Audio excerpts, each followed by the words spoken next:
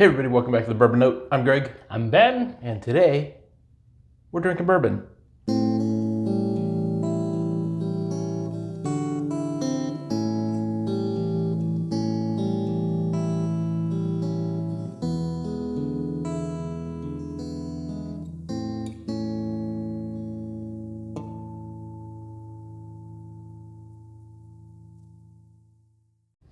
All right, Ben. What's blue and smells like green paint? I don't know. Blue paint.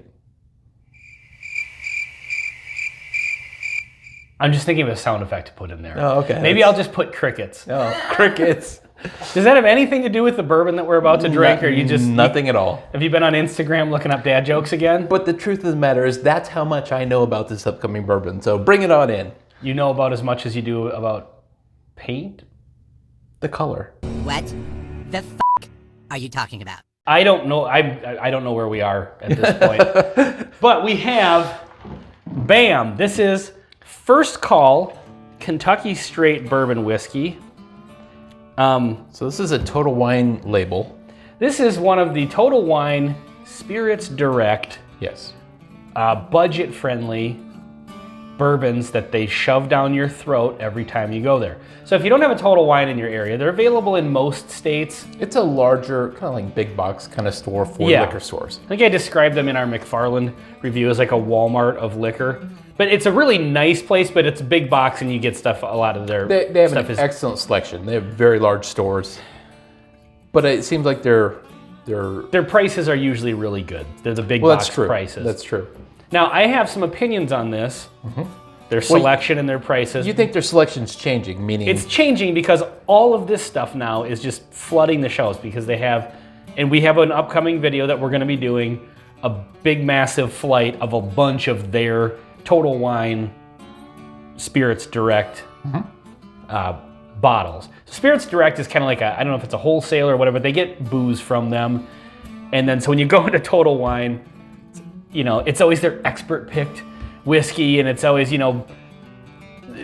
Bob, this is his favorite bourbon, and they put a picture of Bob in front of it. And it's coincidentally always one of their bourbons. But our guess is it's a deal they have with certain distributors where they can get a really cheap price.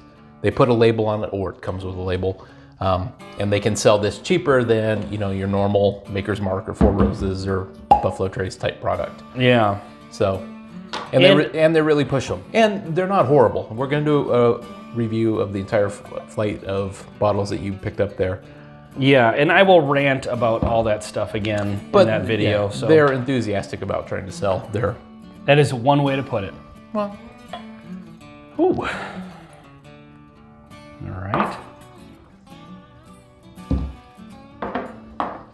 Now, that being said, we've had a couple of their products, and this last one, that Mcfarland's Reserve we did, I was kind of iffy on the fence about that one. What was the Eagle one? Something Rebel or Freedom or... I don't remember the name. Oh, the Redneck Riviera. That wasn't one of theirs. Oh, that wasn't? Oh, okay. That one grew on me. I'm getting a very similar nose. Birthday cake. Oh, really? I'm going in a totally different direction. Caramel. Freshly cut grass. Really? Yeah. You're getting the grassy, youthful notes. It says minimum 3 years. But not, this is nothing about this negative. It's just, it's got a grainy. It's grainy for sure. Not a lot of sweetness, not a lot of no vanilla, no brown sugar. I'm getting a little bit of the vanilla in that maybe, birthday cake. Maybe hidden, Yeah. behind something, but. It's light. It's really reminding me of that same flavor I get from that Mcfarland's. I wonder if it's a... The reality is there's probably 12 different bottles of the same stuff. Yeah, it's all the same. So this is 90 proof? Yeah. Okay. Well, let's go in for the flavor here. Okay, I finally hit the youthful grain note. Oh, really? I think so. I think I finally got there. I mean, it's there, but... But it's not horrible. I'm just not getting a lot of bourbon out of this. Well, let's give her the... Yeah, let's give it a try. Day in court here.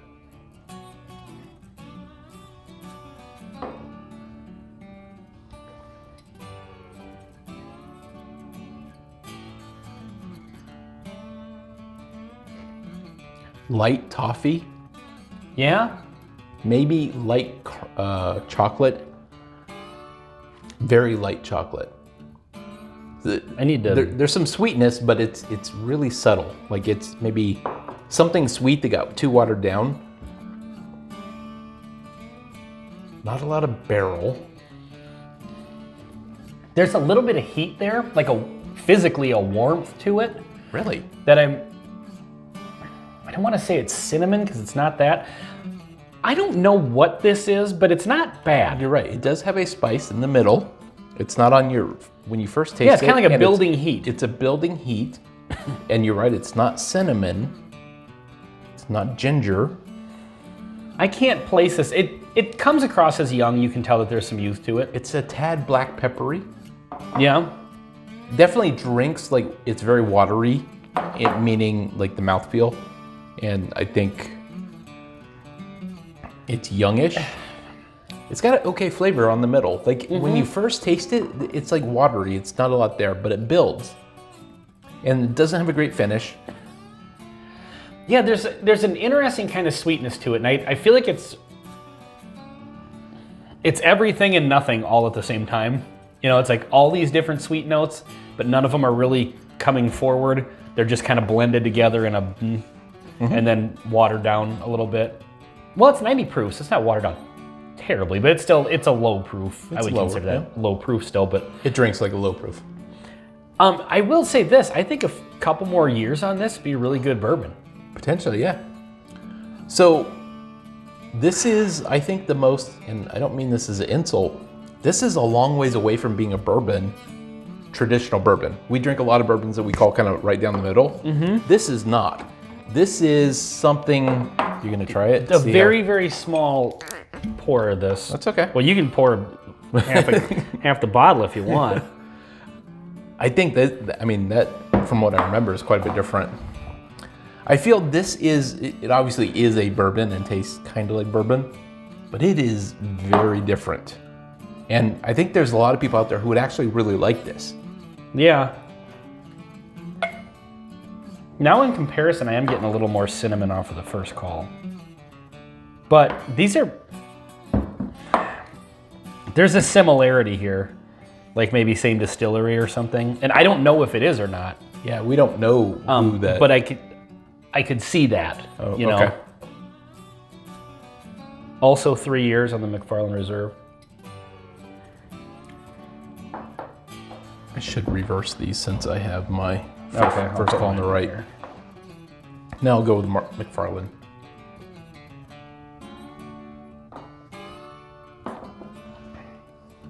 There's a family resemblance. Yeah. I think my guess is that it's the same distillery, similar mash bill, if not the same mash bill. I think this one's a wheater. I think the Mcfarland's is a wheater, so that one might be too.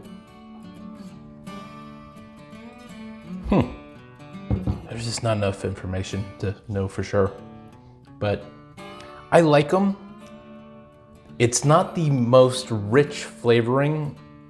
I guess I do like sweeter bourbons, and while there's definitely some sweetness, it doesn't really, you know, nail the sweetness category.